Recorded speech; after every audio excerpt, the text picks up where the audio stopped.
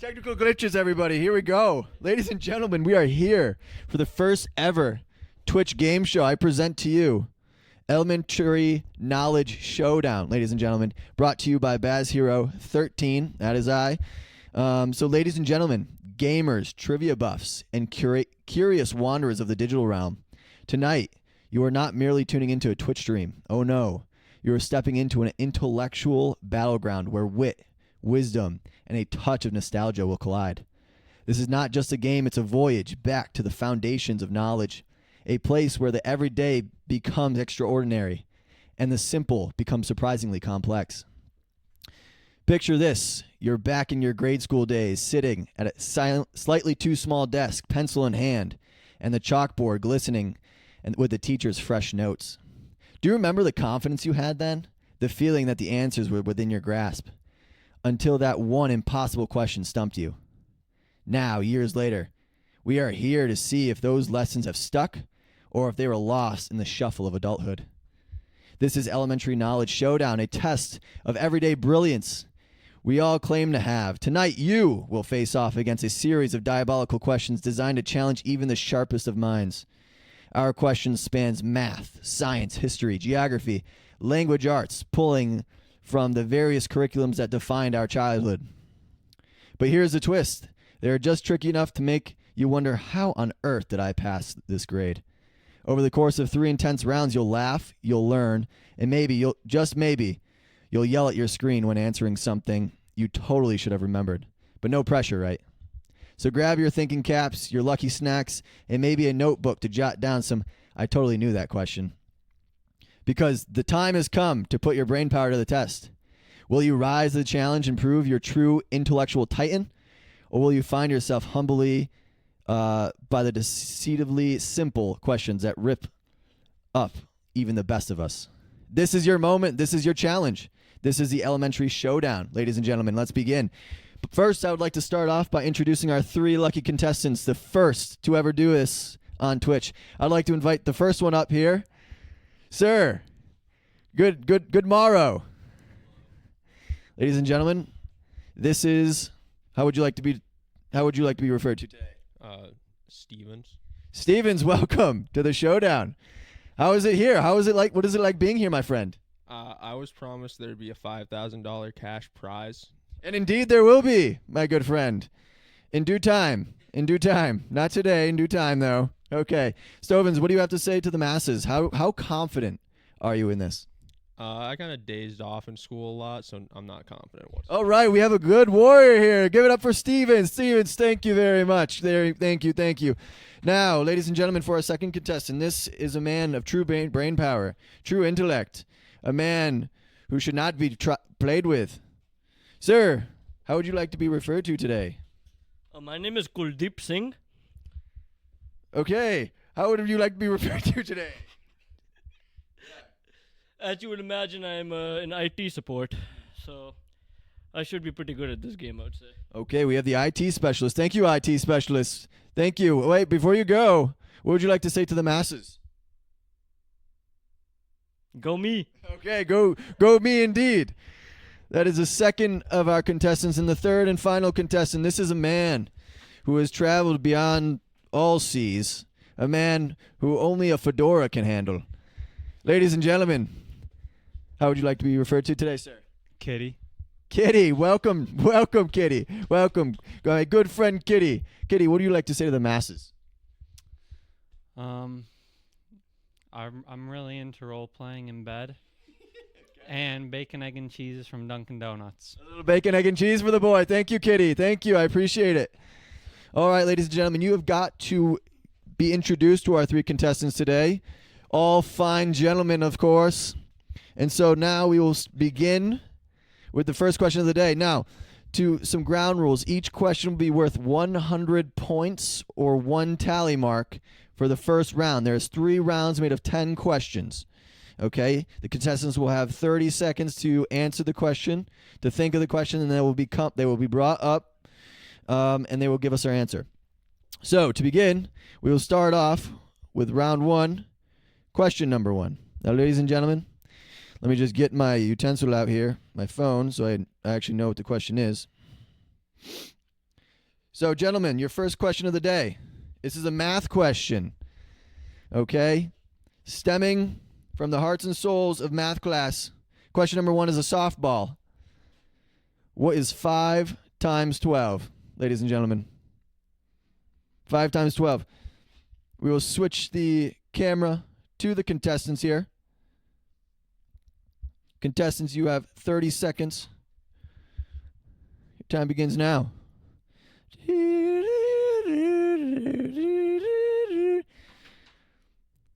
Okay, contestants are done. That was quick. Great. Fantastic. Timer off. Good job, gentlemen. Let me just switch this. Let me just take this question off. Okay, we're going to switch back to the duel. We'll have Stevens come up first. Stevens, welcome to the party. Come on up, brother Stevens. Now, this was a softball. This was a math softball. I would like to know, how confident are you in this question? I thought I knew it, but I honestly don't know if I got it right now. I'm kind of panicking. Okay, he's panicking. Hey, that happens. When you have the lights on, you can get a little tricky, huh?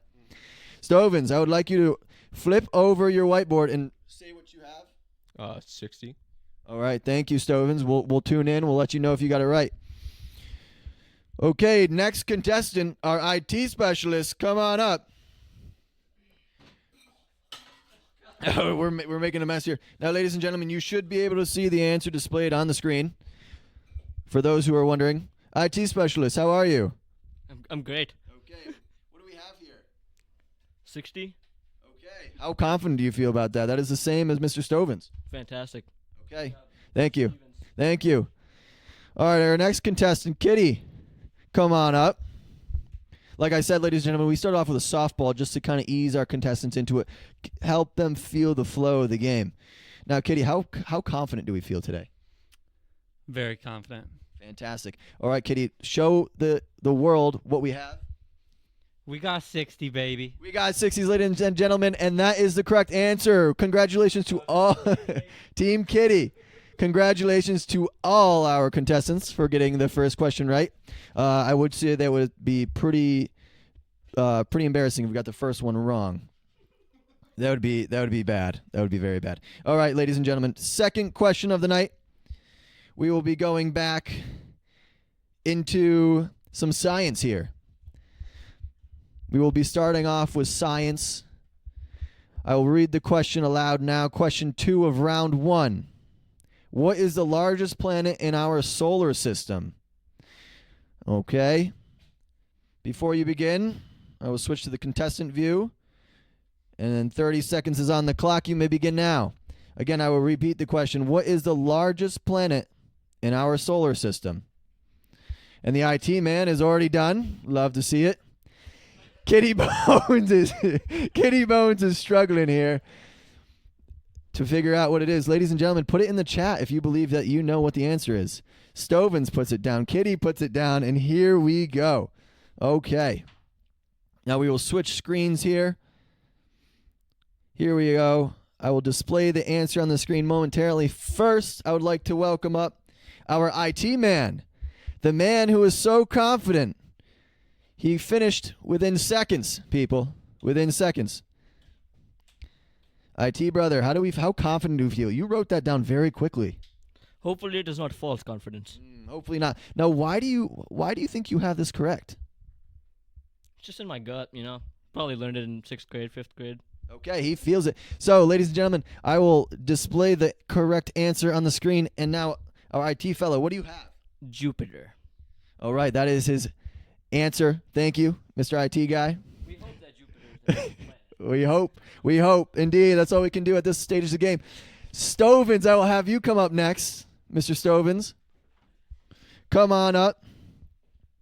Your moment awaits you. How confident do we feel in this answer? I am very confident in this one. He feels very confident. Why do you feel so confident? I used to study the planets a lot. I was kind of into it. Wow, he's a big planet guy. Great. Now, Stovens, I would like you to flip over and tell us what you have. I put Jupiter. I even drew it too. Yeah, there's a little there's a little gas right there. Wow. Very good. Very good. Thank you, Mr. Stovens. Thank you. Very good. Very good. Now, Kitty, I'd like to welcome you up. Now, Kitty, ladies and gentlemen, took a little bit more time with his answer, but that doesn't mean that it is wrong. Now, Kitty, tell me what was going through your mind there. I was really regretting slacking off in the science fair project from 4th grade, so not very confident in this one, and you guys are about to find out why. All right, ladies and gentlemen, Kitty, please display your answer. Please, what is it? It's sun. Okay, the sun. Very well. Thank you, Kitty. Thank you very much. Chat, please give Kitty a round of applause. We have 2 Jupiters and 2 suns. As you can see displayed here, the correct answer is Jupiter. Congratulations to our 2 contestants for getting that correct. Kitty, better luck next time. I have more faith in you for the next one. No bonus points for drawing it, Mr. Stovins. Sorry, unfortunately. But great job.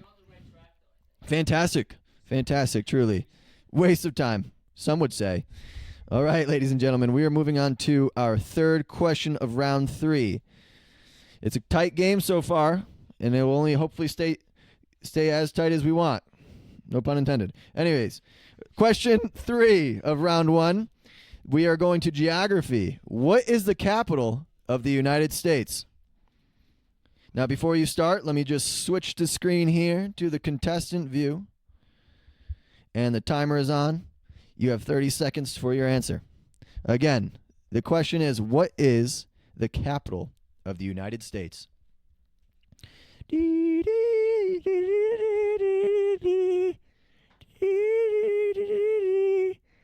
Okay, we have 2 contestants down, and Stovins has completed. Okay, quick round. Seems like we have a lot of confidence here. So I'm going to start by bringing up Mr. Kitty. Come on up. A big round of applause for Mr. Kitty here. The man with the fedora, Mr. Kitty. How do we feel about the capital of the United States?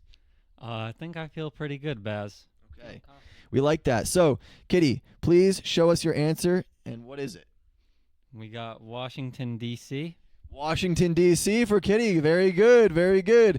We will see shortly if that is the answer. Now, I forgot to display the answer, so I will display it now for the masses. Now, Mr. IT Man, please, I implore you to come up and please show us what you have. You also seem confident. You do live in the United States, is that correct? I may not look like it, but I do. Yes. This man does live in the United States, so you would hope that the majority of us who live in the United States would know the capital. So, Yes, I second that. yeah, you should. This is something I hope everyone would get. Mr. IT Man, please show us what you have. Washington, D.C. Washington, D.C., ladies and gentlemen. That is 2 Washington, D.C.s tonight. And now we'll call up our last contestant, Mr. Stovins here. Now, Mr. Stovins, you, my friend, also live in the United States. Is that correct? Yes. How confident do you feel that you know the capital of the United States? Pretty confident. I should know it. I agree. Everyone should know this one. All right, Mr. Stovins, please show us your answer. Got Washington, D.C. The man has Washington, D.C. Thank you very much, Mr. Stovins. And yes, that is a clean sweep of question number 3 with Washington, D.C. Phenomenal work from the gentleman. Now, we shall move on to question number 4. So far, a tight race through 3 questions in round 1. And I'd like to remind everyone that the rounds only get harder. So bear with us as we navigate round 1. So question number 4, we're going to history. Another, some would say, softball here. Who was the first president of the United States? Now, before you start, I would like to just switch to the contestant view, and I will start your timer. Timer is live. You have 30 seconds to tell me who was the first president of the United States. Now, as the contestants go, ladies and gentlemen, I would love and implore you to put the answer in the chat if you feel so confident in your answer. Again, round 1 is easy. Round 2 is moderate. And round 3 will be more difficult. So as we continue, the timer is going. 30 seconds. 1 contestant is done. 2, 3. Just like that, timer is off. And we are going to the dual screen here. I will call up Mr. Stovins to give us what he believes is the correct answer for round 1, question 4. Now I'll slide down here and give you the answer so the masses can see. Mr. Stovins, how confident are we that we know the first president of the United States? I'm pretty confident. I watched a TikTok about it like before I got here. Okay, this man studied up through TikTok. So, Mr. Stovins, please show the masses what you have. I got George Washington. George Washington, commonly mistaken for George Bush. Thank you, Mr. Stovins. George Washington, thank you. So, Mr. IT guy will be up next, followed by Kitty. Mr. IT man. The question is, who was the first president of the United States? How confident do we feel in our answer? Extremely. Extremely confident. We love that. He is glistening with confidence.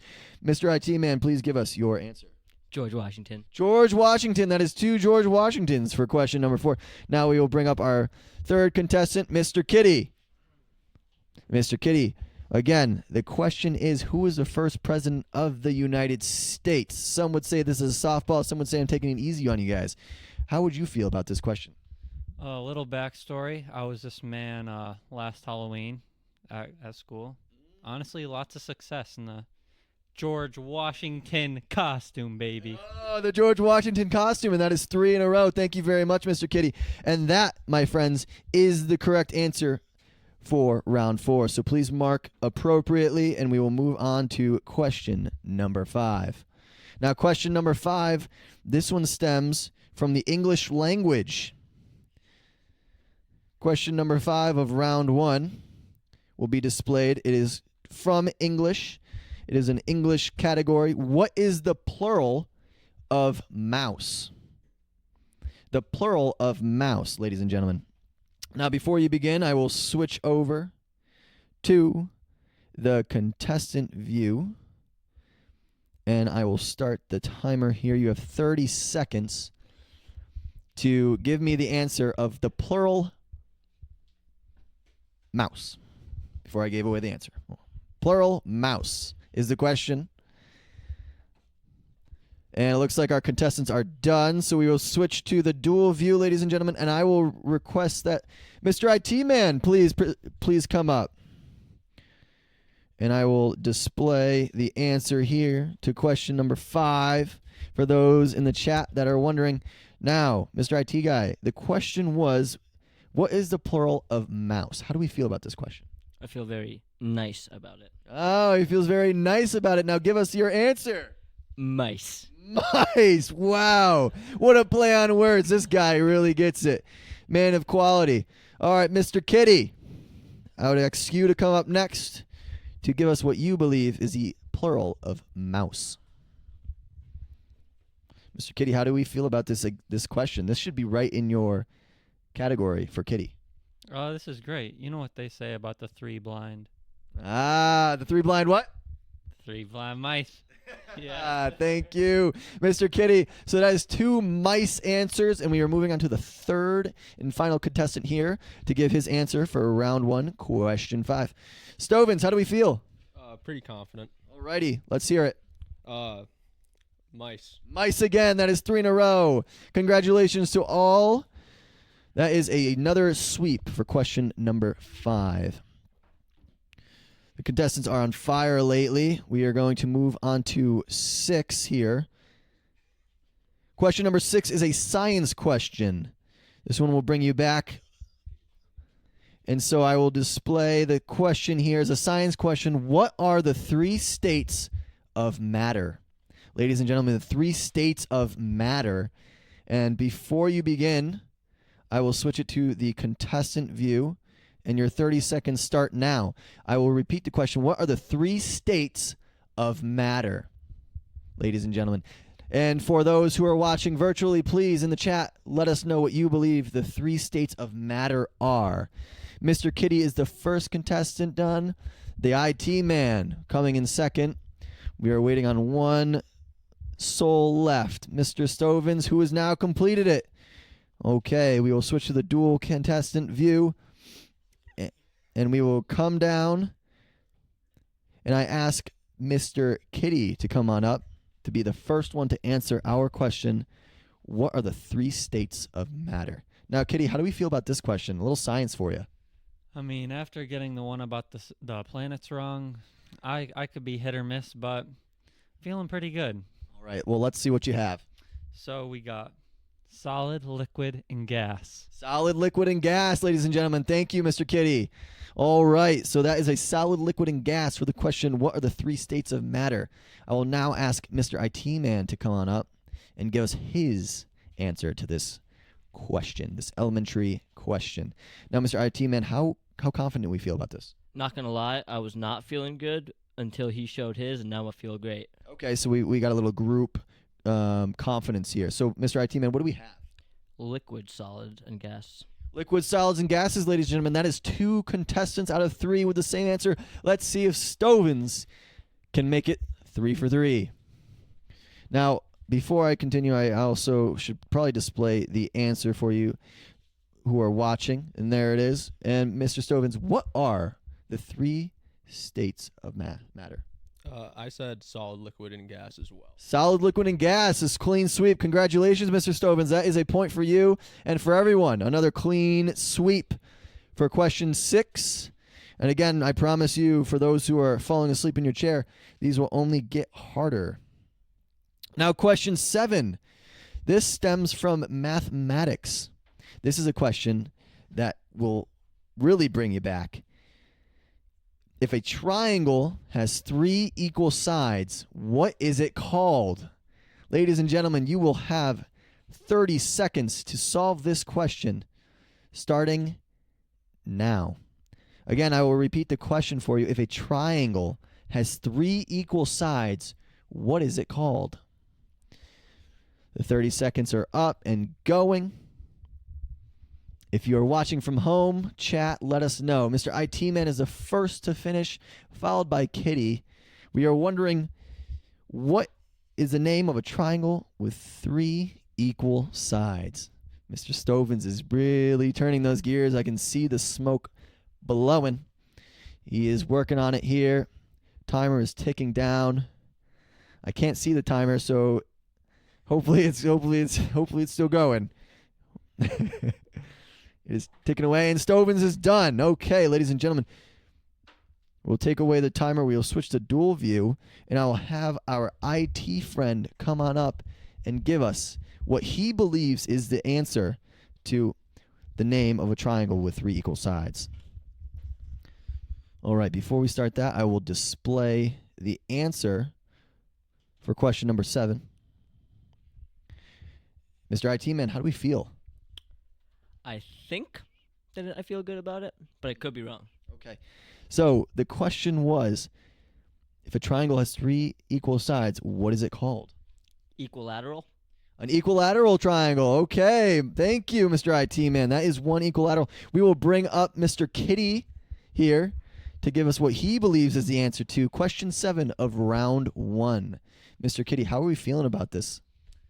You know, at first I was a little thrown off. I was thinking like acute and obtuse, more like the angles route, but spelling might not be there. But I also have equilateral triangle. Equilateral triangle. Thank you very much, Mr. Kitty. That is 2 for 2 on the equilateral side. Let's see what Mr. Stovins has to offer. Mr. Stovins, welcome. You saw 2 contestants already give equilateral. How are we feeling? Not good at all. No. I could not remember for the life of me what it was. I knew isosceles wasn't right, but I couldn't remember equilateral, so I left mine blank.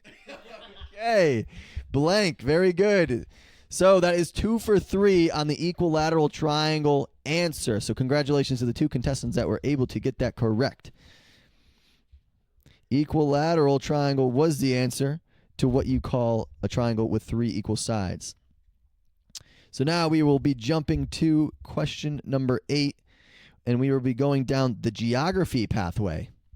So, ladies and gentlemen, the question of the night, what continent is the Sahara Desert located on?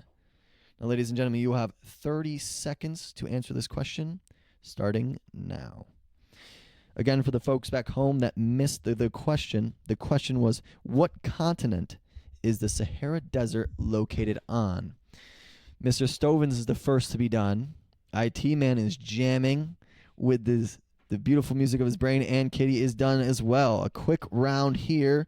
So we'll switch to the dual view, and we will bring up the first contestant to get it done, Mr. Stovins.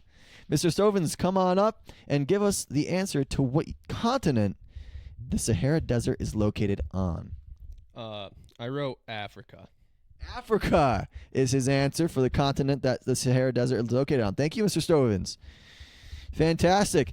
Now we'll ask Mr. IT Man to come on up and give us what he believes the continent the Sahara Desert is located on. Now, Mr. IT Man, what continent is the Sahara Desert located on? Samina mina, waka waka, this time for Africa. All right. Some tunes. Africa. We have another Africa answer. So, Kitty, I will ask you to come on up and let us know what continent you believe the Sahara Desert is located on. Yeah, me and geography don't usually go together. This felt like throwing in a plus 2,000 parlay, but Kitty came through. Africa is the answer. Thank you, ladies and gentlemen. Africa is the answer. I also forgot to display that, so let me go and show you the answer to number 8 is indeed Africa, which is the continent that the Sahara Desert is truly located on. So now we will move on to question number 9 of round 1. Question number 9 is bringing us back to history class, ladies and gentlemen. This is a very important historical date that I will be asking, or year.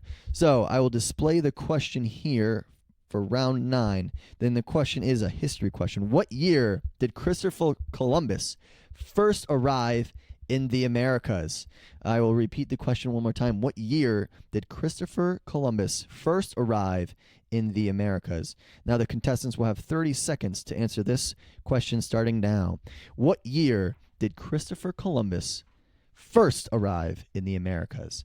Now, ladies and gentlemen, please, if you have an inkling of what year Christopher Columbus did arrive, please put it in the chat. And wow, look at that. The contestants are already done.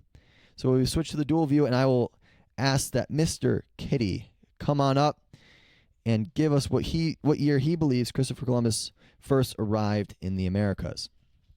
Mr. Kitty, how do we feel about this question? I don't know, man. Chat, I was trying to think about that song they used to sing, you know. This could be right or wrong. Could be. And I have one question. Is Christopher Columbus a good man? No, because he spread some bad stuff. You heard it here first. Christopher Columbus is not a good man. Now, Kitty, please, what year did Christopher Columbus first arrive to the Americas? I believe he sailed the ocean blue in 1492. 1492 is Mr. Kitty's answer. Very good. We will see if he is right. Well, people at home can see if he is right. Mr. IT Man, you are up next to tell us when Christopher Columbus first arrived in the Americas. Mr. IT Guy, how do we feel about this question? Once again, I was on the same path as Mr. Kitty here, thinking about the song. Could have been wrong, could have been right, but now I feel pretty right. Okay, what do we have? 1492. 1492 for the IT Man. Okay, that is 2 1492s. And Mr. Stovins, come on up to tell us what you believe the year is that Mr. Columbus arrived to the Americas. What do you think? So I also hummed along to the song a little bit. So I also got 1492. Okay, 1492 across the board. That is 3 contestants all getting the correct answer. Congratulations to all those contestants. Christopher Columbus did indeed arrive in the Americas in 1492. All right, ladies and gentlemen, disclaimer here.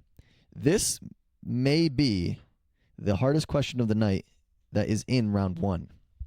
Now, ladies and gentlemen, it is weird how that happened, but this is an English question. This is an English question, and I will display the question on the board here now. What is the longest word in the English language that only uses one vowel? Ladies and gentlemen, I will repeat that question one more time. What is the longest word in the English language that only uses one vowel? The countdown timer starts now. And for those at home, a vowel is A-E-I-O-U. So this word only uses one vowel and is the longest word in the English language with only one vowel. Now the timer is going. Again, this is a tricky question. If you have it in the chat, please let it know. Please let us know. Put what you believe is the longest word in the English language with only one vowel. Now the timer is going. 30 seconds. It is ticking down. Any guess is a good guess because this, like I said, is a very tricky question. Could make or break the round. And Mr. Stovins is the first done. We have some brains going there. 2 brains trying to figure out what is the longest word with only one vowel. Again, a vowel is A-E-I-O-U, and there is only one vowel in this word, strangely enough. And the timer is ticking down here.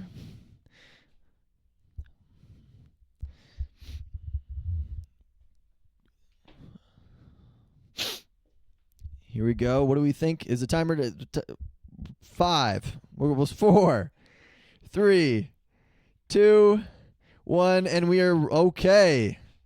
I have no idea if that was 30 seconds, but we'll go to the dual screen, and I will have Mr. Stovins. Please come on up and tell us what you believe is the longest word with only one vowel. I will display the answer on the screen now.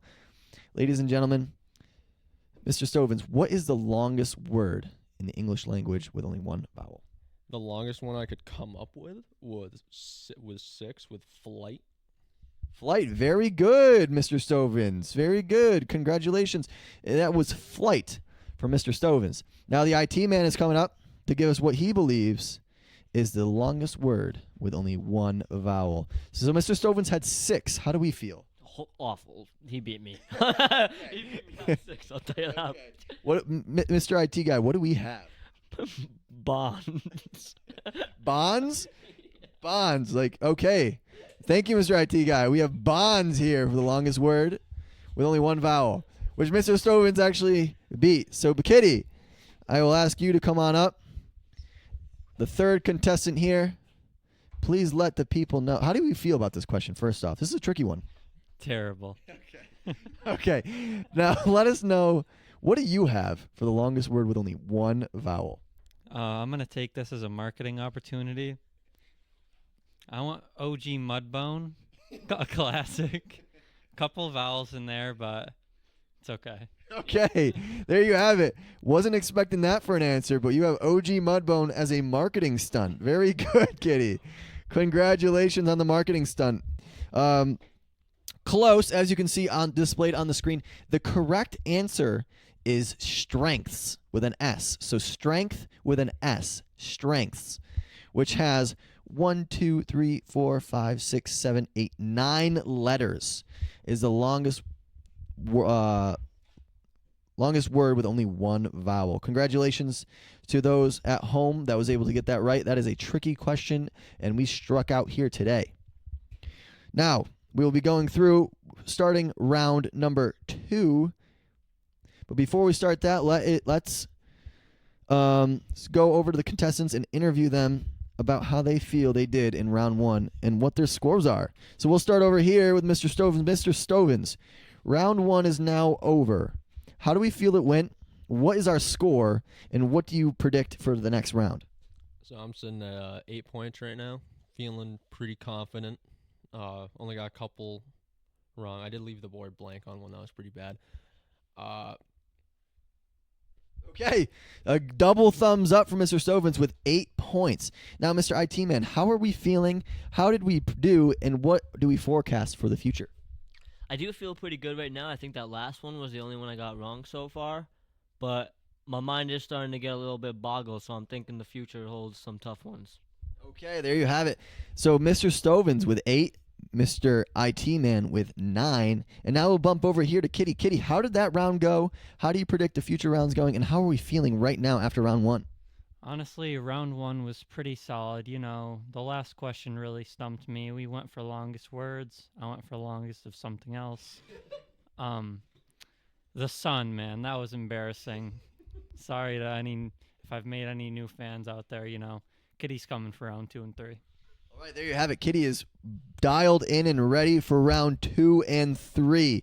The sun, tough look. Can't knock him, but it is the first game that has ever been done on Twitch. So, before we start round number 2, I'd like to thank all those who are watching, and we will get going onto round 2. Now, question 1 for round 2 will be worth 2 points.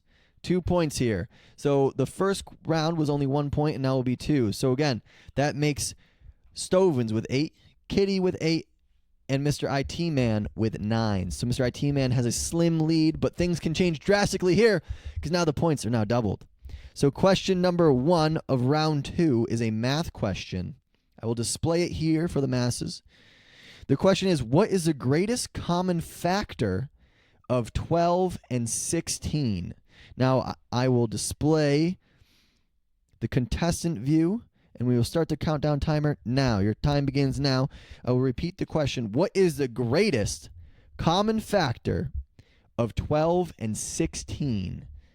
And it looks like one contestant is done. Mr. IT Man is done. Stovins and Kitty are still working on it. And those of you in the chat, please let us know what you believe is the greatest common factor of 12 and 16. This is a tricky one. This is some math questions from elementary. And again, this is an elementary showdown. So please let us know in the chat what you believe is the greatest common factor of 12 and 16. We have 2 contestants done. Mr. Stovins is working on it. He is doing some math, some arithmetic, and he is done, ladies and gentlemen. Thank you very much for those who have participated in the second round. Now we will go switch to the dual screen, and we will bring up Mr. Kitty to give us what he believes is the correct answer. And I will display the answer here. So, Mr. Kitty, what do we believe is the greatest common factor of 12 and 16? Man, these questions are firing up past parts of my brain that haven't been used in quite some time. So, I was thinking the least common multiple, greatest common factor, might have confused them. I got 96. 96. Thank you, Mr. Kitty. 96 is on the board for the greatest common factor of 12 and 16. Now, Mr. IT Man, I will ask you to come up and display what you believe is the answer to the greatest common factor of 12 and 16. How are we feeling about this question after Kitty showed a 96? Yeah, I think that the definition of it was the opposite of what Kitty said, but I easily could be wrong as well. So if what I think the definition is correct, then I think I'm good, but 4 is what I went with. All right, ladies and gentlemen, Mr. IT Man has the answer number 4 for the greatest common factor of 12 and 16. Now, Mr. Stovins, please come on up and let us know what you believe is the greatest common factor of 12 and 16. Now, Mr. Stovins, how do we feel about this? So far, we have 2 different answers on the board. We have 96 and 4. How do we feel? No, I'm not confident at all. I haven't taken a math class in over 7 years. What do we I have? got 132. Okay, 132. All right, ladies and gentlemen. So we had 96, 4, and 132. So as you can see displayed on the screen, the answer is 4. The greatest common factor of 12 and 16 is 4. Kitty did indeed get the least common multiple. He was very close. Stovins, on the other hand, got lost and took a wrong left. Okay, so fantastic. That is 2 points for those who have got the question right. Now we will jump to the next question here. Next question, question 2 of round 2. This is a science question, ladies and gentlemen. What is the process plants use to convert sunlight into energy? I will repeat it one more time. What is the process plants use to convert sunlight into energy? Now, contestants, you will have 30 seconds starting now. 30 seconds are on the board for what is the process plants use to convert sunlight into energy. Ladies and gentlemen, if you are home and you have an idea of what the answer is, please put it in the chat, as it looks like our contestants believe they know what it is. So the countdown timer is now off, and we will switch to the dual view, and we will bring up our friendly IT guy to give us what he believes is the answer for round 2, question 2. That is, what is the process plants use to convert sunlight into energy? Now, this is an interesting fact about plants being able to use sunlight as energy. What do we believe the answer is here, Mr. IT Man? I blanked for a minute there, but I think it's photosynthesis. Ladies and gentlemen, the IT Man has presented photosynthesis as the process for converting sunlight into energy. Let's see if he is right. Well, the answer is displayed on the board, and we will have Mr. Kitty come on up to give us what he believes is the process by which plants convert energy, sunlight, into energy. Now, Kitty, how do we feel about this? How do we feel about this answer? I'm sorry, guys. Oh no! Why are we sorry? I'm just letting everyone down, man. You did say round 2 and 3 were your rounds. How are we just trying to knock off some rust? What are we feeling? The rust has been knocked off, baby. Photosynthesis. Photosynthesis, you have it, Mr. Kitty, with the 1-2 photosynthesis on the board for question 2, round 2. Mr. Stovins, would you please come on up and let us know what you believe the process plants undergo to convert sunlight into energy? Mr. Stovins, what do we have for an answer? I got photosynthesis as well. Photosynthesis as well. That is 2 points for all our contestants. Congratulations, because photosynthesis is the correct answer. Very good. This is fantastic. Congratulations to all of those who had photosynthesis as the correct answer. Okay, we will be going on to question number 3 of round 2, and this is a geography question. Now, ladies and gentlemen, I will display the question on the screen now. The question is, what is the largest ocean in the world? What is the largest ocean in the world? I will switch over to the contestant view now so we can see them as they think, and the timer begins now. Ladies and gentlemen, what is the largest ocean in the world? 30 seconds is going on. Please, in the chat, let us know what you believe is the largest ocean in the world. Mr. IT Man is done. Stovins is done. Now, this is a tricky question because some people get it confused with another ocean. So what do you believe is the largest ocean in the world? This is, again, a geography question. Mr. Kitty is over there pondering away with his fedora. He has his thinking cap on, trying to remember what is the largest ocean in the world. Mr. Kitty is now done. Timer is off, and we will switch to the dual view, and we will have Mr. Stovins come on up and give us the answer to what we believe is the largest ocean in the world. We will display the answer on the screen for everyone watching at home. Mr. Stovins, how do we feel about this? I'm pretty confident. I went to SeaWorld a lot as a kid. Okay, so you think SeaWorld has prepared you well for this? Oh, yeah. Okay. Mr. Stovins, what do we have? We have a shout-out Shamu in the crowd. Yeah, big up Shamu. I got the Pacific Ocean. The Pacific Ocean. Thank you, Mr. Stovins. That is what he believes is the largest ocean in the world. The Pacific Ocean. Now, Mr. IT Man, welcome to the party. The question is, what is the largest ocean in the world? How do we feel about this? Feeling good, feeling good.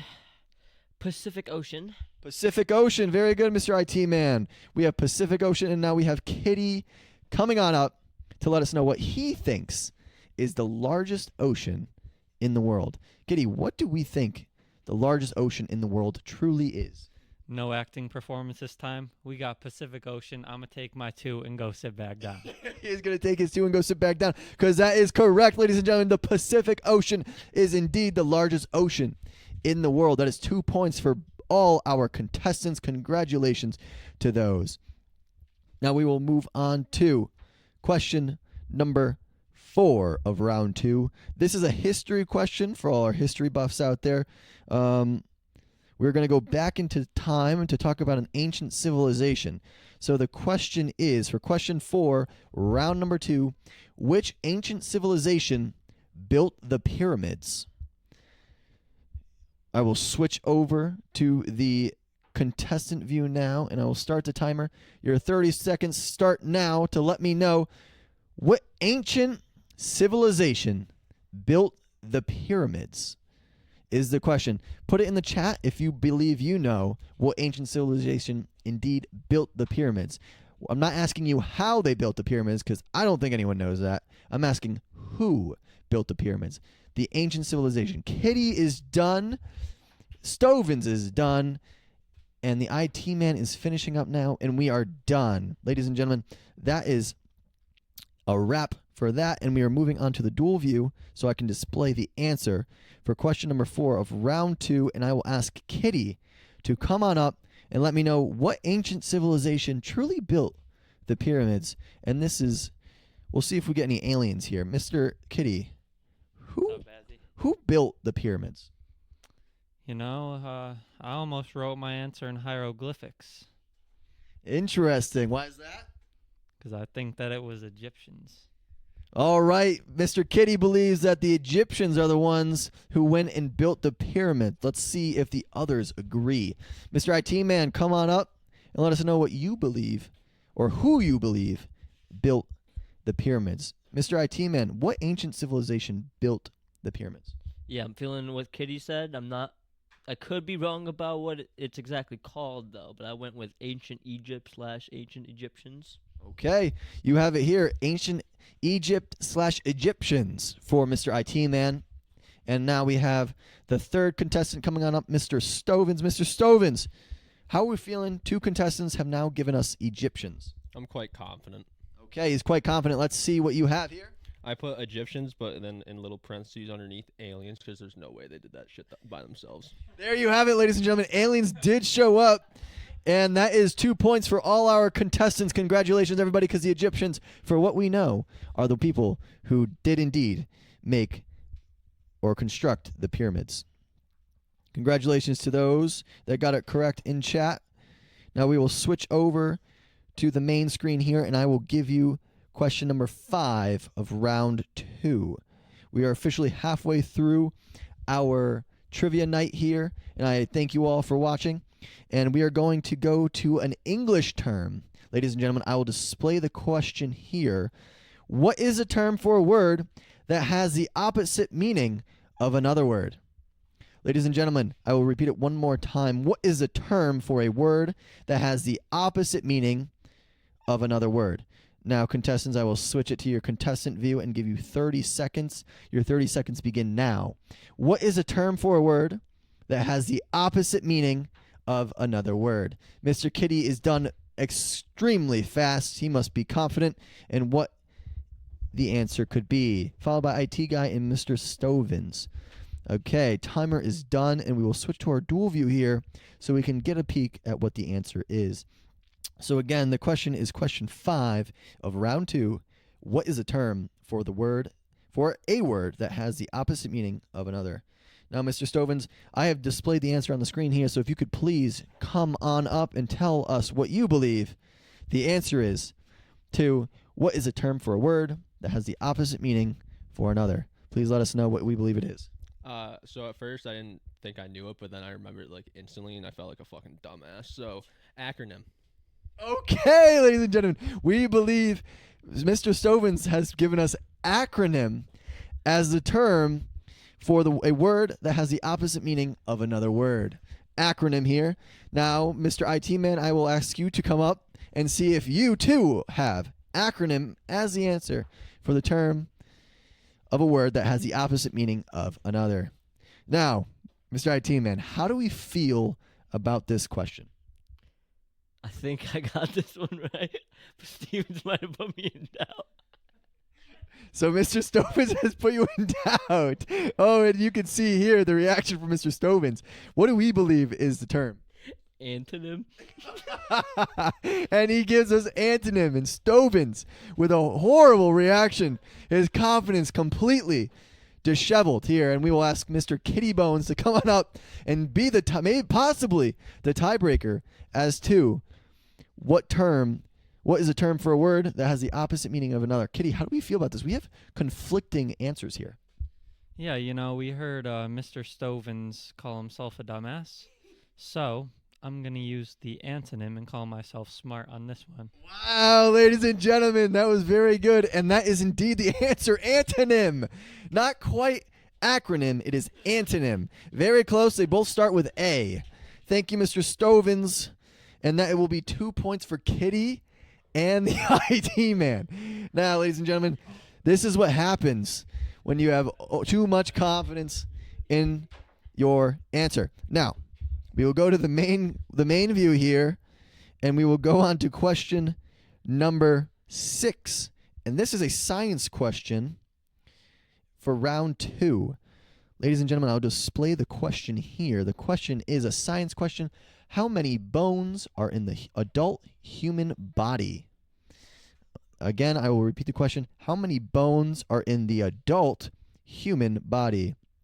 Now, I'll switch to the contestants' view. Contestants, you will have 30 seconds starting now to give me the answer to how many bones are in the adult human body. Now, this is a tricky question. This is a very specific number that we are asking here. As you can see, the contestants are deep in thought. What could it be? They're dusting off the cobwebs to this question. So we shall see what it is. Mr. Stovins with a confident slam of that. Absolutely, or disgust, one of the two. And we are waiting for the rest of the 2 contestants here to see what they believe is the answer to how many bones are in the adult human body. Ladies and gentlemen, chat, if you know the answer, please spam the answer in chat, and we will display that answer for you on the next screen once all the contestants are done. The 30-second timer is ticking down here. We are going to need some answers in shortly. See if time is on their side. Mr. IT Man is done, and Mr. Kitty Bones is shortly to follow here, and we will give you the answer to what we believe is the amount of bones in an adult human body. Mr. Kitty Bones, we have 5, 4, and he is done. Okay, just like that, the timer is gone. We'll switch to the dual view, and I will ask our IT guy to come on up and give us what he believes is the answer. So I will display the answer on the screen here of how many bones are in the adult human body. Mr. IT guy, I'm assuming you don't have many bones in IT. No. So this is maybe slightly foreign to you? Yes. Okay, how do we feel on a confidence level? 1 being very not confident and 10 being completely confident. Do we feel? 0. 0. Okay. Now, Mr. IT guy, tell us what we believe is the amount of bones in the average human body. I don't know, but I just wanted to say hashtag free Melly 223s, baby. Let's go. Okay, we have a free Millie 223. 223 bones in the adult human body. I will ask Kitty to come on up as he is already standing to give us what he believes is the amount of bones in the adult human body. As you can see, chat, that the answer is displayed on the board, but the contestants cannot see this. Kitty, how do we feel about Free Melly and 223? I mean, Melly definitely had some good songs, but he murked someone That is true. This is very true. and wrote a song about it. Yes, it sure did, and they actually used that against him to lock him up. Now, Kitty, what do we believe is the amount of bones in the adult human body? Sorry, guys, I'm probably a little off on this one. I wrote 311, 1 extra sometimes if turned on. Okay. How do you describe? What do you mean by that? I think we all know what you mean by that. Thank you very much, Kitty. Thank you very much for that. Congratulations for the 311 and possibly 312, depending on the time of day for Mr. Kitty. Now, Mr. Stovins, so far we have 223 and 311 and possibly 312 for the amount of bones in the adult human body. How many bones do we believe are in the human body? I put 256. 256. There you go. Thank you, Mr. Stovins. You may sit down. So we are all across the board here, and the correct answer for how many bones are in the adult human body is 206 bones in the adult human body. Thank you very much, ladies and gentlemen, for participating. Congratulations to those in the chat that were able to get that question right. We will move on to question 7 of round 2. Question 7 of round 2 will be displayed now. The question is, what is 15% of 200? Again, this is a math question. What is 15% of 200? Now, the timer is on now. Contestants, you now have 30 seconds to tell me what is 15% of 200. Now, ladies and gentlemen, take a peek at how the contestants are reacting to the question, because that will tell you their confidence and how they feel about this question. This question is a tricky question. There is a sneaky way to solve this. If you do know that, chat, please let us know how you believe or how you go about solving this question. Again, the question is, what is 15% of 200? We have our math minds going, our wheels turning here. We're trying to figure out, how do we leave a tip? If we wanted to give a 15% tip on a $200 bill, what are we leaving them? I am not saying you should do 15%. I'm just saying for this question, that is what is here. 15% of 200. Mr. Stovins is working on it. The timer is ticking, and he is done. All right, the contestants are done, and we will switch to the dual screen, and I will ask Mr. Kitty to come on up and give us what he believes is the answer to question 7 of round 2, and I will display that answer here. What is 15% of 200? Kitty, how do we feel about this math question? I just tried to remember what my teacher told me. Show your work. You might get extra credit, extra points. And did you show your work here? I did show my work. All right, let's show the masses. What do we believe is 15% of 200? I believe that it's 30.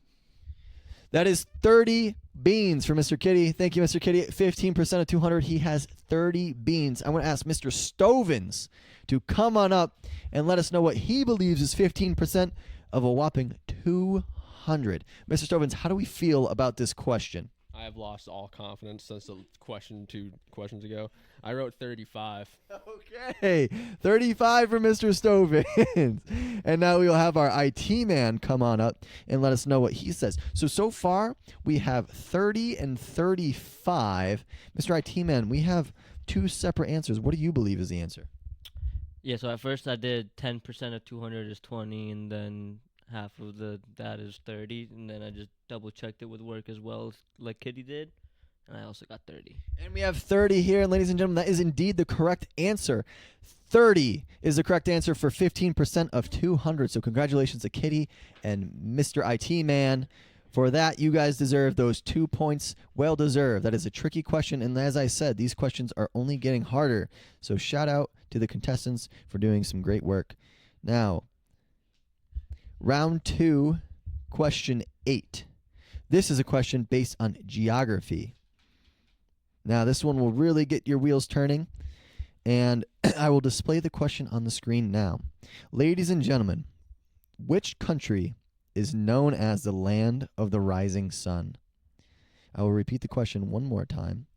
Which country is known as the land of the rising sun? Now, I will switch over to the contestants' view. Contestants, you now have 30 seconds, starting now, to give me the answer to what country is known as the land of the rising sun.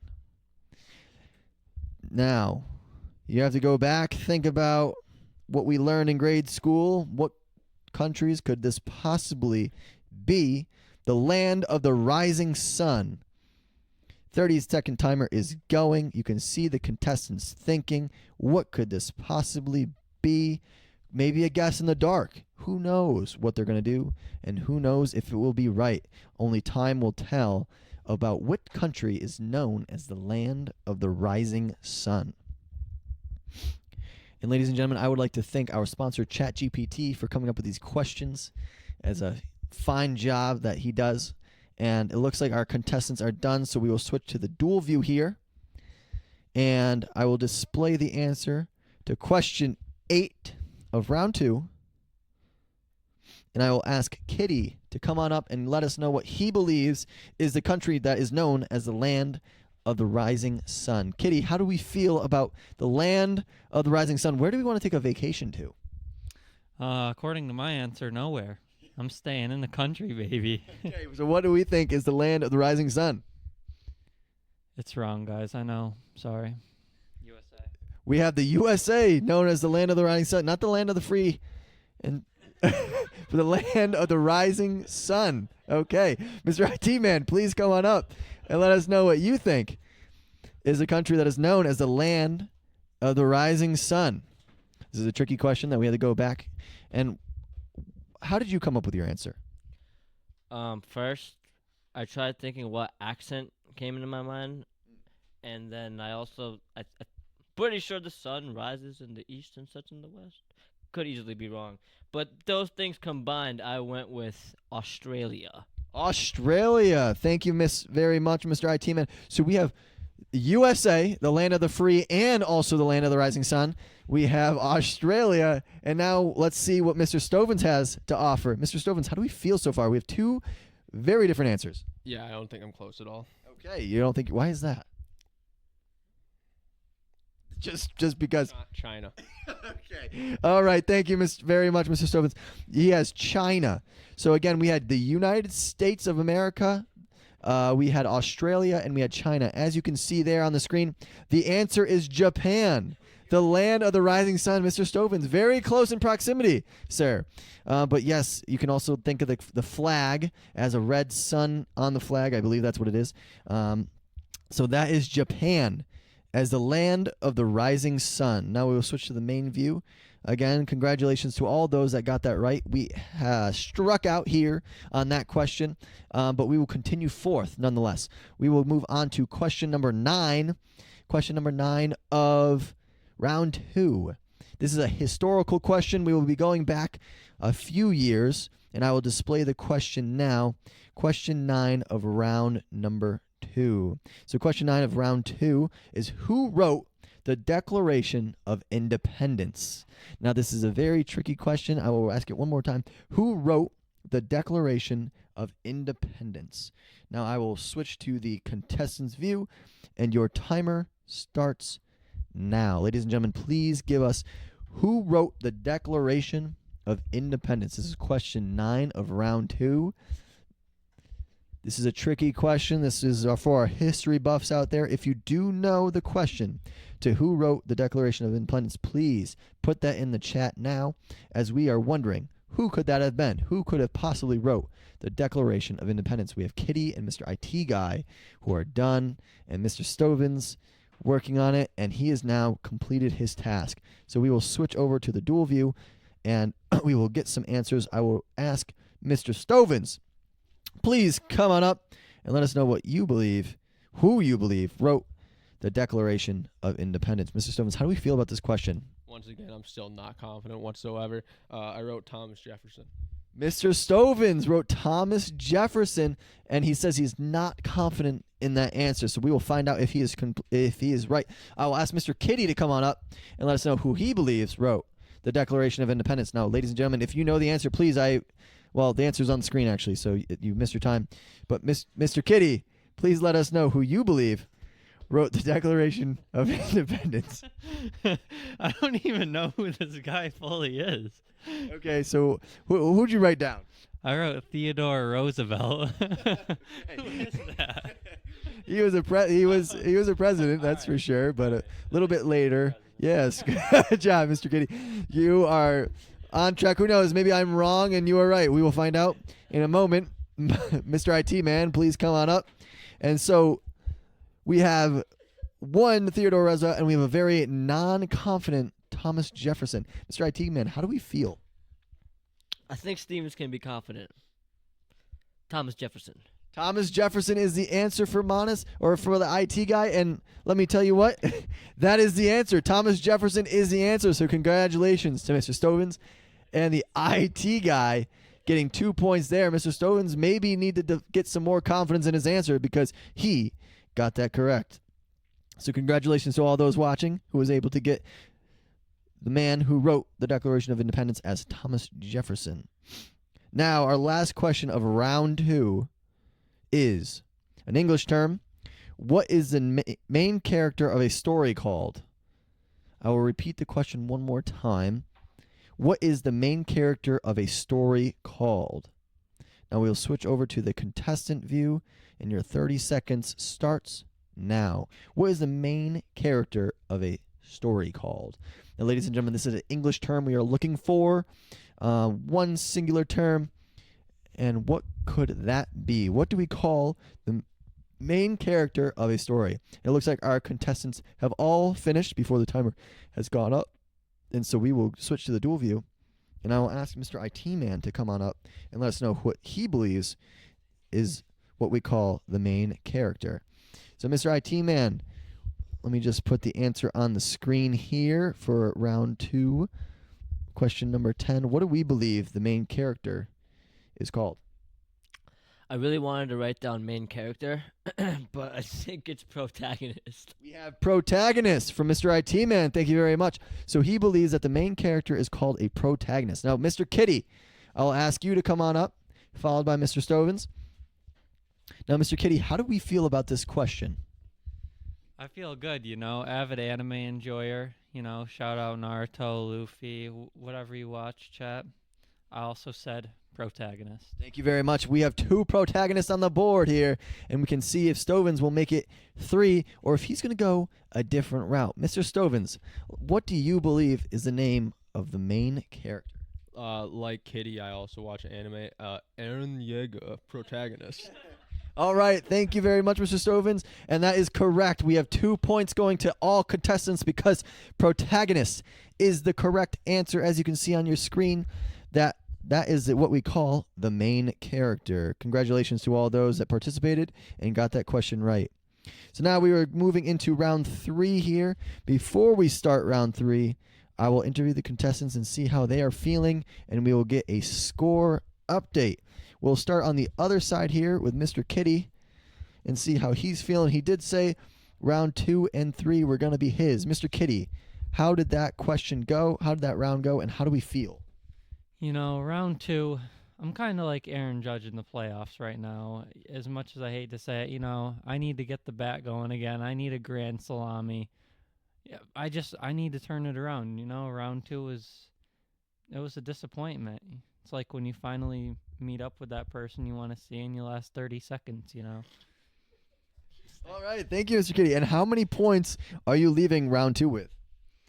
I believe I have 20. I'm trying my best to count. Okay. All right, Mr. Kitty has 20 points. Now we'll go over Mr. IT Guy. How do we feel? How did that round go? And what do we have for the future? I think I did pretty good. As long as I don't choke it like the '04 Yankees, I should be pretty good. I'm at 25 right now, I believe. 25 points for Mr. IT Guy and 20 points for Mr. Kitty. We'll bounce over here to Mr. Stovins and see how he's doing. Mr. Stovins, how are you feeling, and how many points do we have? I've lost. I got 18. 18, not far behind from Kitty. And how do we feel about coming into round 3? I've accepted my fate. I've lost. All right, very confident in this man. We will bounce over to round 3. Thank you very much to our contestants. You can see they are lively and excited to start round 3 here.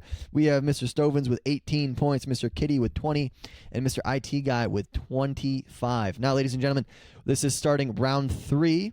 Round 3, each question is now worth 3 points. So if you can get hot here, you can make up a lot of ground. So we will start with the first question here of round 3. The first question of round 3 is, what is the square root of 144? I'll repeat the question one more time. What is the square root of 144? Now I will bounce to the contestants' screen, and the timer starts now. Ladies and gentlemen, what is the square root of 144? And you already see the contestants are done. We gave them a little softie here to try to get some confidence back in the group. And we will switch to the dual screen, and we will bring up the man bursting with energy, bursting with confidence. Mr. Stovins, come on up and let us know what you believe is the square root of 144. Mr. Stovins, how is your arithmetic? I suck at math. No confidence in this, but I think I should know it. And if I get it wrong, I'm probably going to take a bathroom break real quick. Not going to lie. I put 12. Ladies and gentlemen, he put 12 for the square root of 144. And chat, like I said, please participate and put in what you believe is the answer. We will have Mr. IT Guy come on up next and give us what he believes is the square root of 144. 144. What is the square root of 144? Mr. IT Man, how confident do we feel in this? Steven, I think you're going to have to hold that piss in, brother, because it's 12. And we are at 12, Mr. IT Guy. We have 2 12s on the board. Mr. Kitty, come on up and let us know what you believe is the square root of 144. Mr. Kitty, how are we feeling? How are we doing? Round 3, the final round. How are we feeling? Round 3, Kitty up 12. Kitty up 12. All right. Thank you very much. We have 3 12s on the board, and that is 3 points for each contestant. Congratulations to those contestants. And we are mounting up some points here. And that is the answer for question 1 of round 3 is 12. Now, for all my chemistry buffs out there, we are going to have a chemistry science question. The question for round 3, question number 2 is, what is the chemical symbol for gold? Ladies and gentlemen, I will ask you one more time, and I will repeat the question. What is the chemical symbol for gold? Now the question will go away, and we'll go to the contestants' view. The contestants, you now have 30 seconds to let me know and to think about what the chemical symbol for gold is. Now, think back to your chemistry days. Think back to that periodic table. What could gold be on the periodic table? Ladies and gentlemen, that is what we were asking for. What is the chemical symbol for gold? This is a tricky question. You really got to think hard. You really got to use that noggin to give us what that you believe it is. Now, chat, if you know what the answer is, please put the answer into the chat and let us know what you believe is the chemical symbol for gold. Now, 2 contestants are currently done pondering what they think to be true. Mr. Kitty is trying to come up with what he believes is the correct answer. Mr. Kitty has now finished, and the contestants are done. So we will go to our dual screen here, and we will call up Mr. Kitty to let us know what he believes is the answer to question number 2 of round 3. What is the chemical symbol for gold? Kitty, how do we feel about chemistry, and how do we feel about this question? I took CP chemistry in high school, no AP. So, I don't know. I think I'm confusing silver and gold maybe. Okay, so what you let us know what you have. I have AG. Ladies and gentlemen, Kitty has AG for gold. Thank you very much, Mr. Kitty. AG for gold, the chemical symbol for gold. Kitty has AG. Now, ladies and gentlemen, I will call up our IT guy to let us know what he thinks the chemical symbol for gold is. This is a tricky question, ladies and gentlemen. I want you to think back to your periodic table. And Mr. IT guy, how did thinking of the periodic table help you with this one? I had the same exact thought as Kitty that I may be mixing up silver and gold, so I also wrote down AG. Hopefully we were both right. All right, we have 2 AGs on the board for silver, and now we're going to have Mr. Stovins coming up and let us know what he believes is the name or the chemical symbol for gold. Mr. Stovins, how are we feeling? Not great. I thought I couldn't remember if it was AG or AU, and I wrote AU. Mr. Stovins with AU. And for the answer for the chemical symbol of gold, it is AU, ladies and gentlemen. Ladies and gentlemen, ladies and gentlemen, it is AU. Mr. Stovins with a burst of life and 3 points. And he is back in it, ladies and gentlemen. This is a phenomenal game, and he is so in. He is so back. Congratulations to Mr. Stovins for making a comeback here and trying to do what he can do best. So, ladies and gentlemen, we are moving on to the third question of round 3. Now, that was a tricky one, and Mr. Stovins is now back in the race with getting AU as our last answer. So, question number 3 is a tricky question. I will give you a hint that this may be a trick question. Question number 3. What is the largest desert in the world by area? Ladies and gentlemen, I will repeat the question one more time. What is the largest desert in the world by area? I will take the question off now and go to the contestant view, and the timer starts now. Maybe I'm trying to throw off the contestants by making them think it's a trick question. Who knows? Maybe I'm using reverse psychology, or maybe I'm using reverse psychology, or maybe I'm just talking out of my, So here we go. Ladies and gentlemen, the timer is on. What is the largest desert in the world by area? That is the question here. If you know in the chat, please let us know what you believe is the largest desert in the world by area. Mr. IT Man is done. He has finished, and we are going to see what the other contestants have. Kitty and Stovins are contemplating what this could be. What could this be?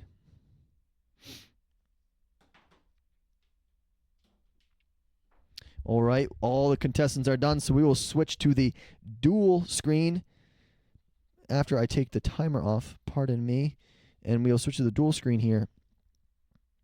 and we will ask Mr. Stovins to come on up and let us know what he believes is the largest desert by area. I will display the question here. This is question 3 of round 3. The answer is now on the board. Mr. Stovins, what do we believe is the largest desert by area? So I was kind of confused at first because we already had a question about this one, I'm pretty sure. And I didn't think you'd throw in 2, but I wrote the Sahara. All right, Mr. Stovins put the Sahara Desert.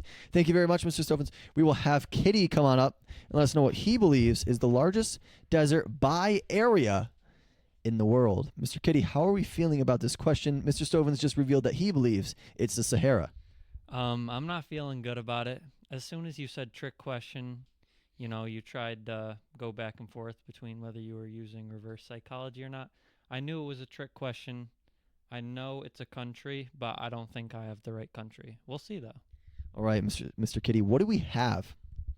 I put Africa. All right, thank you very much. That is a large desert. If so, thank you, Mr. Kitty, that we have the entire continent of Africa as the desert. Thank you, Mr. Kitty, and we will continue on forth to see what the IT man has. Mr. IT man, what do we believe? Well, first off, how do we feel about this question? I had the same thinking as him first, and then him next. But then in the end, I was like, screw it all. I'm just gonna go with what I think is the biggest desert, which is Sahara Desert. The Sahara Desert. Okay, thank you very much, Mr. IT man. That is 2 Sahara deserts and 1 continent of Africa. Ladies and gentlemen, thank you. And we now see the answer is on the screen. The answer, believe it or not, the largest desert in the world by area is Antarctica, which is considered the largest desert. Think.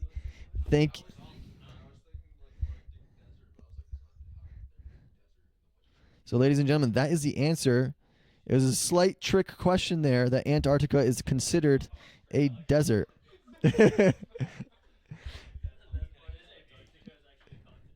So we are switching to history now for round 3, question number 4.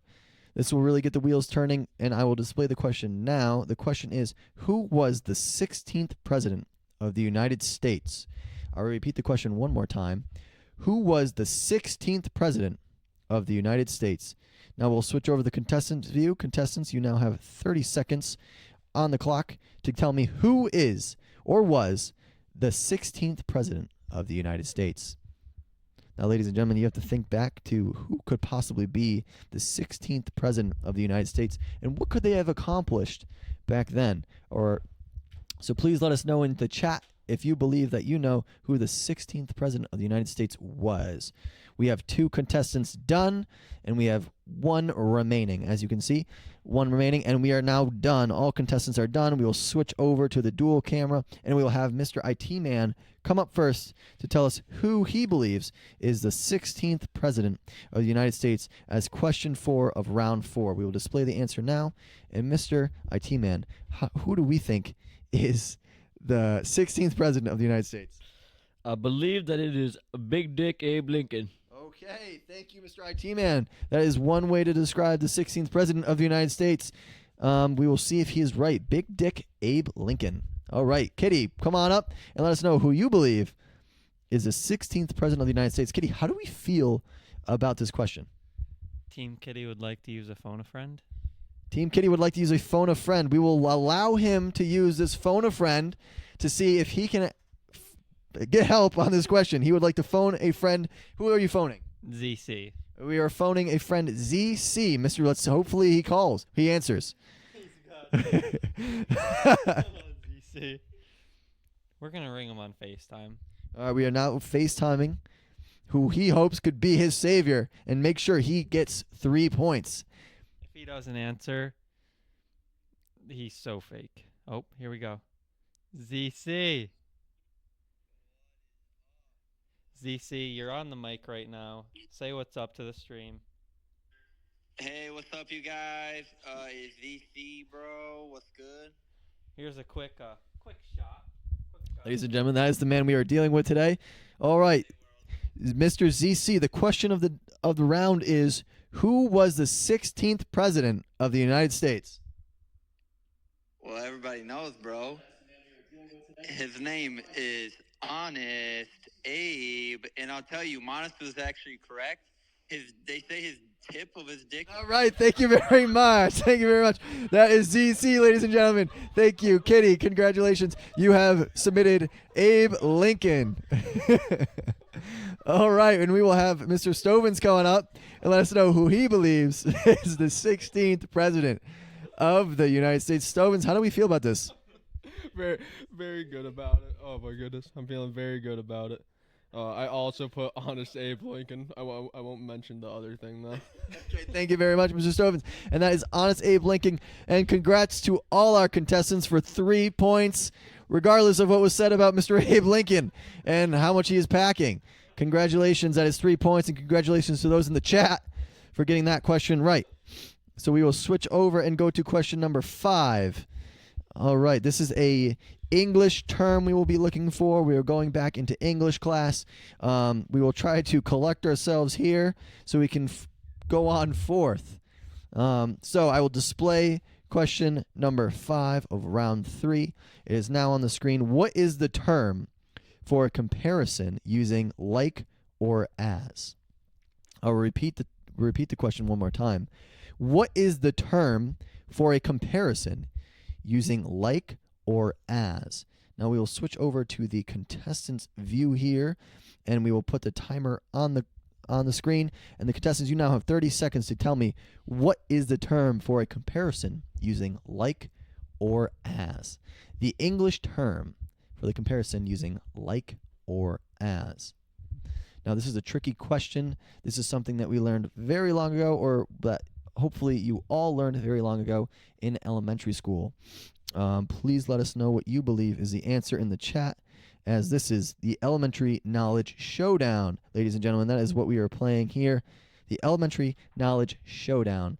We have one contestant done who he believes he knows the term for the comparison using like or as.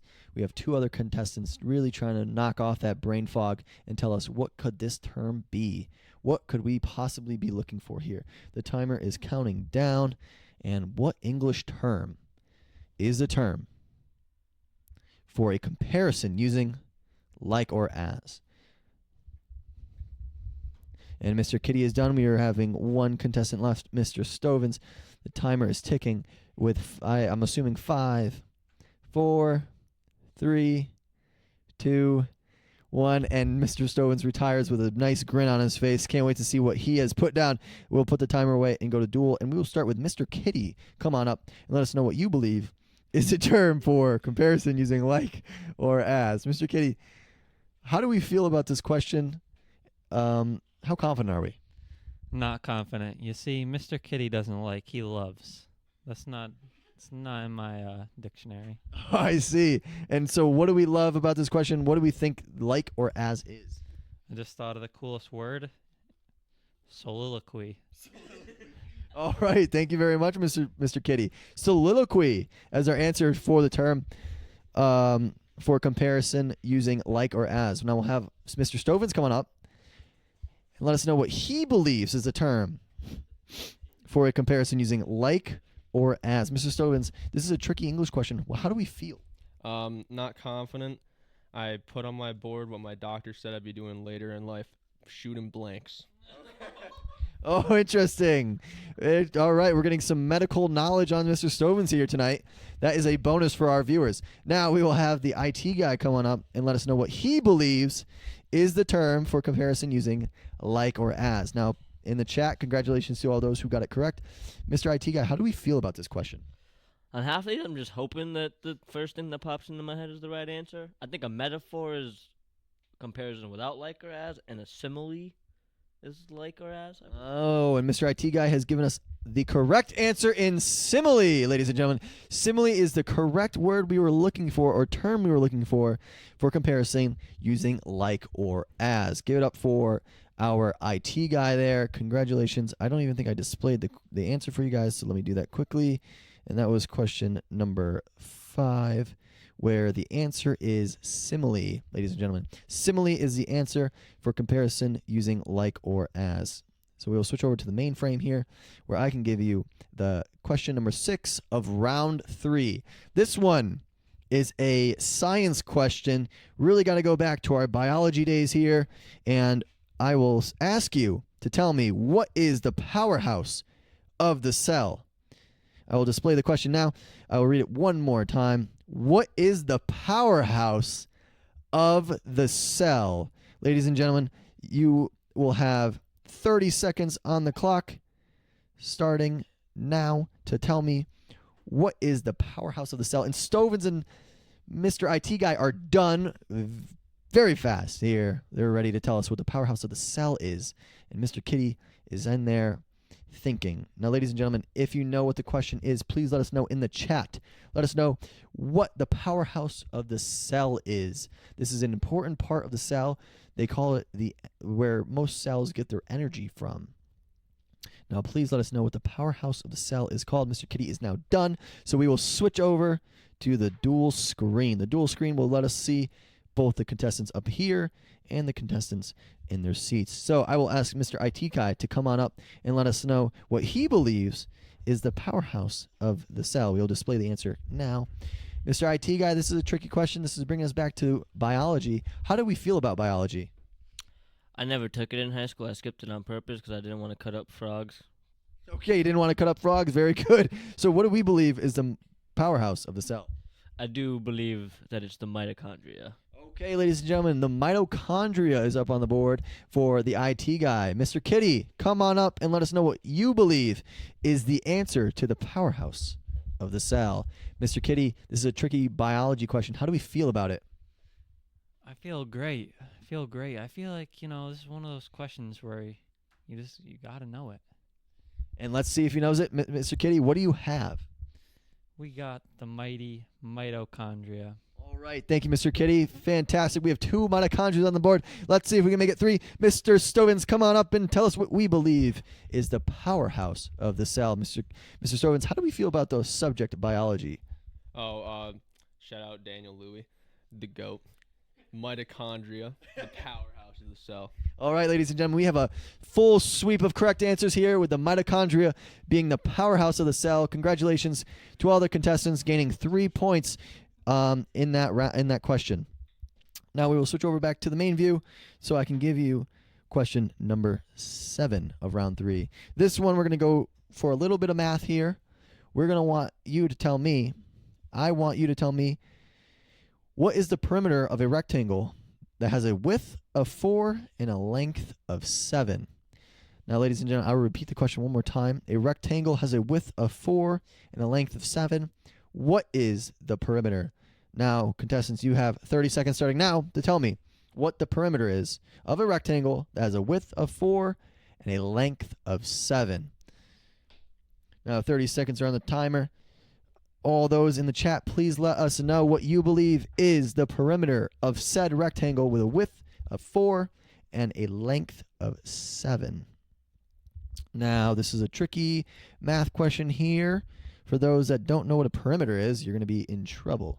So please let us know what you believe is the perimeter of this rectangle that has a width of 4 and a length of 7. The contestants are still going here, trying to figure out what it could be, and we are now done, and we will switch to our dual view, and I will ask Mr. Stovins to come on up and tell us what you believe is the perimeter of this rectangle with a width of 4 and a length of 7. Mr. Stovins, how do we feel about perimeters? What is a perimeter?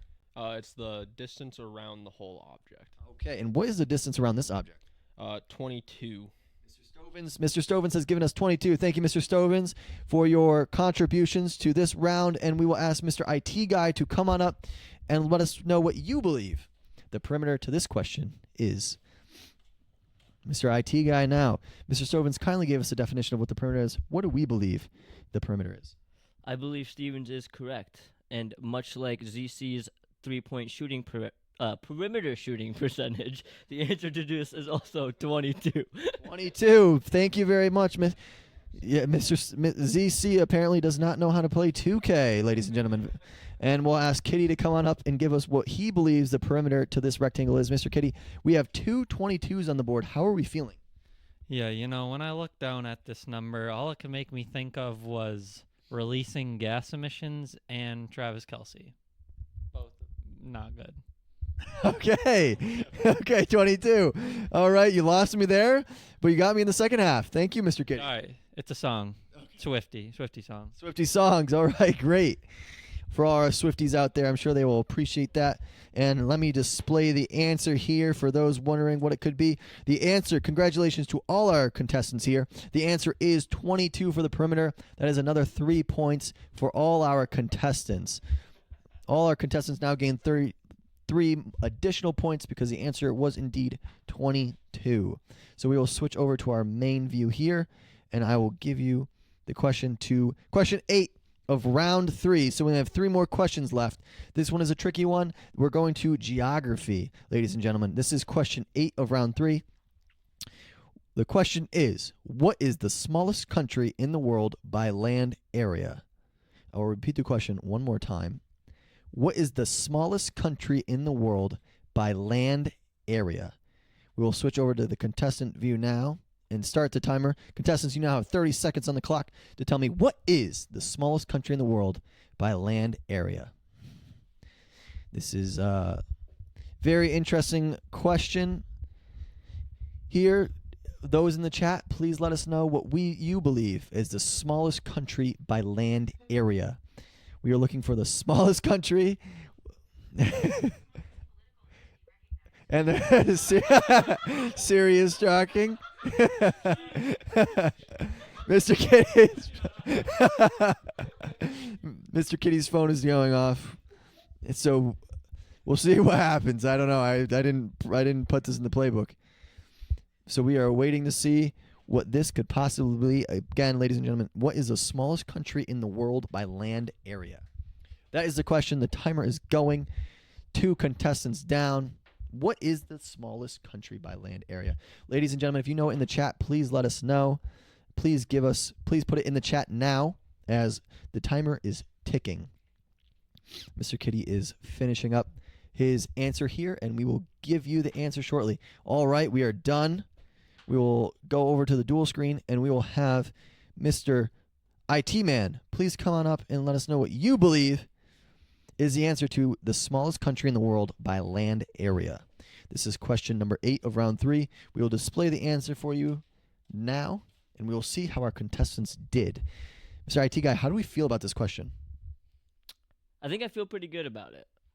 Yeah, unless something's updated in the last few years. Okay, and why do we feel so confident?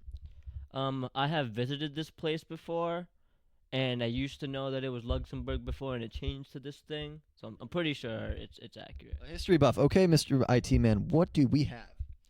The Vatican and/or Vatican City. All right, thank you very much, Mr. IT Man. We have Vatican City as the answer for the longest or the smallest, country in the world by land area. We will see what Kitty has to say about that. Mr. Kitty, you are coming on up next. What do we believe? First off, how do we feel about this question? This is an interesting question. Kitty doesn't like geography. Kitty does not like geography. Kitty just likes to play with I don't know.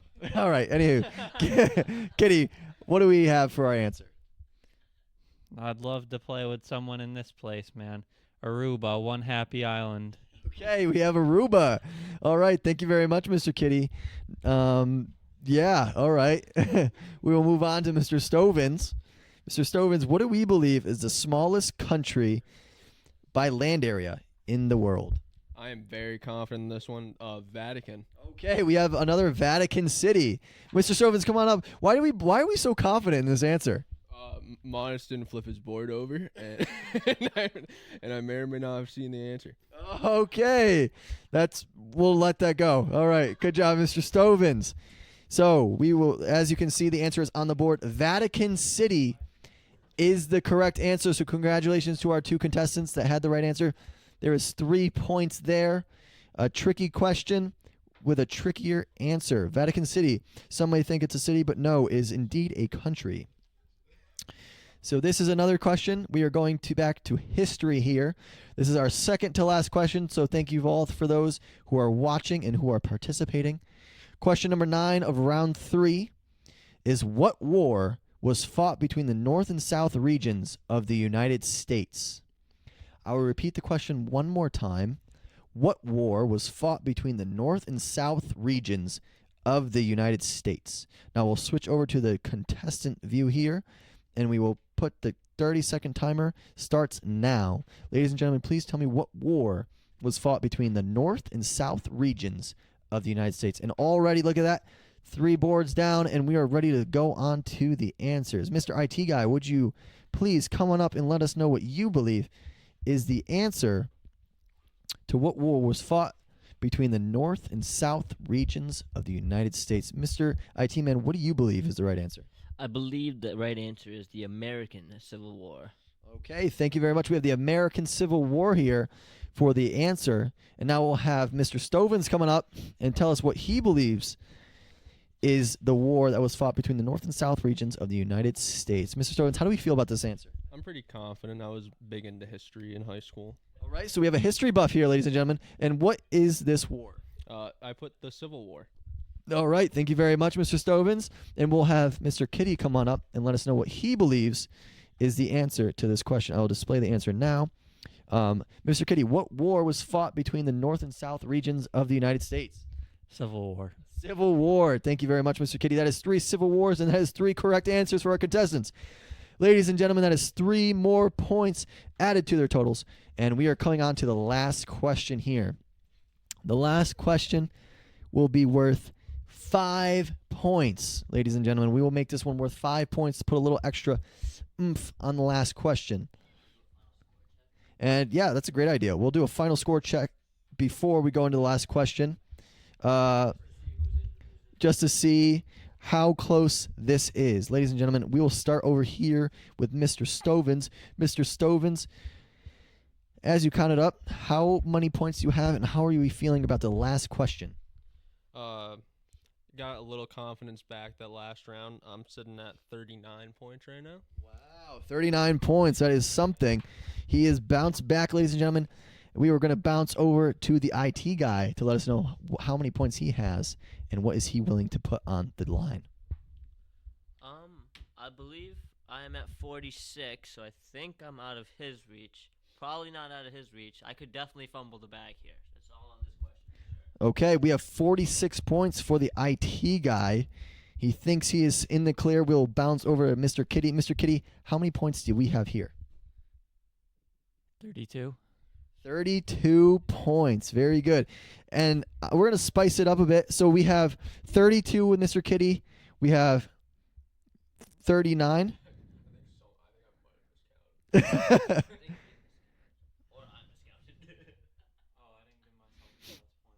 Okay, so Mr. Kitty has 35. Mr. Stovins has 39, and Monis has 46. So we're actually going to spice it up for the last question. The last question, we will allow the contestants to gamble their points. So the contestants, please cover your boards and write down how many points you're willing to gamble on this question. If you get it wrong, you lose. You lose those points. If you get it right, you gain those amount of points. So ladies and gentlemen, this could be a softball. This could be a hard one. Do you gamble one? Do you gamble at all? What do you do? What is the correct way to play this? Ladies and gentlemen, we will see what the contestants want to gamble for this question. Now, before they know the question, we will have them make their decision as to how much they would like to gamble as they are contemplating how much they want to give up. This is a great idea, or a great way for you guys to get a glass of water. Before we start, we're waiting on one more contestant to put down his... Okay, everything is down. So we will go to the contestant view. Contestant, Mr. Stovins, before we give the question, you had 39 points, is that correct? Yes. Okay, and Mr. Stovins, how much are we going to gamble today? Scared money don't make money. I'm gambling 39. He's doing all. He's going for gold, ladies and gentlemen. He is gambling 39 points. Mr. Monis, Mr. IT guy, how much are we willing to gamble? I think it's only right to go balls to the wall and give everyone a shot, so we're going all 46, motherfucker. All 46. Here we go. Okay, Mr. Kitty, you have a chance here. How much will you be gambling? The same reason why I don't go to the casino anymore. Had a convention with my parents last weekend. We're going all in. 35. 35. Okay. Ladies and gentlemen, this is going to be the question of the night because everyone is all in. So it's sink or swim. Ladies and gentlemen, we will switch over to the main view so I can give you their last question. This is a question for English. Now we will post the question here so you can read it. Now again, reminder, stakes are this. If everyone gets this wrong, it's a tie. If one person gets it right, they most likely win if no one else gets it right because everyone's gambling all their points away. Kitty is gambling 35. Stovins is gambling 39, and Mr. IT Guy is gambling 46. So the question of the night, the final question. What do we call a group of lines in a poem? This is an English question. What do we call a group of lines in a poem? I'll switch over to the contestant view now. The timer starts now. Ladies and gentlemen, please put it in the chat what you believe the answer is. What do you call a group of lines in a poem? All the boards are down. Look at that. They are ready to go. Ladies and gentlemen, I would like to, again, emphasize what is going on here. Everyone has gambled away all their winnings to hopefully come out on top for the first ever win in Elementary Knowledge Showdown. Now, I will have Mr. Stovins come on up and let us know what you believe could seal the deal on this. Mr. Stovins, how confident are we that we could possibly win this game? Not too confident. I did not remember this whatsoever, but I took a guess at stanza. Okay, Mr. Stovins with stanza, and we will go down to Mr. IT Guy to see what he believes is the right answer for what do we call a group of lines in a poem. Mr. IT Guy, how do we feel about this? I felt absolutely awful right off the bat because poetry is not my thing. But as long as either me and Stevens got it right or wrong, I should be good. But it's all going to be up to Kitty now, I think, if we got it wrong. So I also put stanza. Oh, wow. So we have 2 stanzas on the board. Mr. Kitty, please come on up and let us know what you believe we call a group of lines in a poem. Mr. Kitty, how do we feel about this? We have 2 of the contestants have now given stanza. If that is wrong and you have a different answer, you could potentially win. How do we feel? Tips Fedora with Riz. He tips Fedora with Riz. All right. I think that tells you all you need to know, folks. Mr. Kitty, what do we have for an answer? You know, I'm an experienced poetry guy, you know. I've written some sonnets in my life, and they have 14 lines. And when there's a group of lines, it is 100% called a stanza. All right, ladies and gentlemen, we have 3 stanzas for the answer. So, ladies and gentlemen, what do we think? Do they bust? Or do we have a winner in what it would be the IT guy because he had the most points that he was able to gamble? Ladies and gentlemen, drum roll, please. The answer for round 3, question 10 is stanza. Ladies and gentlemen, thank you very much for playing. This is Mr. IT Guy is your winner here for the first ever Elementary Knowledge Showdown. I will ask Mr. Monis IT Guy to come on up and let us know how great does this win feel as the first ever winner of Elementary Knowledge Showdown. Congratulations, my friend. You did phenomenal work, ending at 92 points. Next time I'm gonna bring triple digits to this show, okay? All right. Not only gonna be inaugural winner, we're gonna be breaking records till this place dies. All right. Yeah. Let's go. I love that. Congratulations, Mr. IT Guy. It was a pleasure, and this was phenomenal. Thank you all for watching. Thank you all for tuning in and giving us what you believe was the answer. We had a great time here playing Elementary Knowledge Showdown. Until next time, ladies and gentlemen, thank you very much, and congratulations to all our contestants for showing us how smart they truly are. Ladies and gentlemen, that is all we have for tonight.